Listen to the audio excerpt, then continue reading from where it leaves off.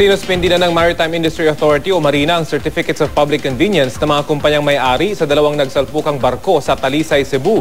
Maliban sa rescue operations, nakatutok na rin ngayon ang Marina sa oil spill. Ang mainit na balita, hatid ni Trisha Zafra. Kuha ito ng mga tauhan ng Philippine Coast Guard mula sa BRP Nueva Vizcaya Rescue Vessel 2 oras matapos lumubog ang MV St. Thomas Aquinas sa Lawis Ledge, Talisay, Cebu.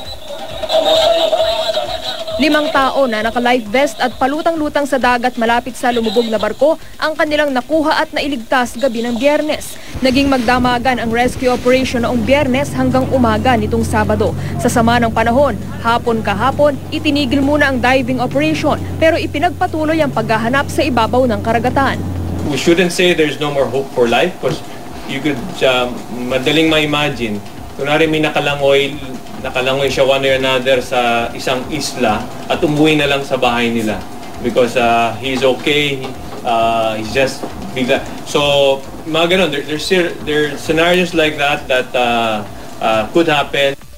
Bukod sa mga nawawalang pasahero, ikinababahala rin ang posibleng pagtagas ng langis. Naglalaman ng 120,000 liters ng bunker fuel, 20,000 liters ng lube oil at 20,000 liters ng diesel oil ang lumubog na barko.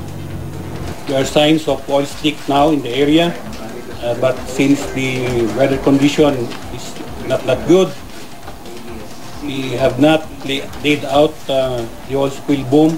Hopefully, hindi na-breach yung piping ng barko and intact nandun pa sa loob.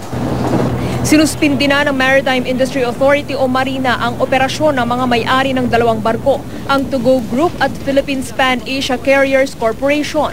The directive is for these ships to be subjected to immediate inspection as soon as they arrive in port and not cleared for departure until they pass the inspection. Human error ang tinitingnang dahilan ng insidente.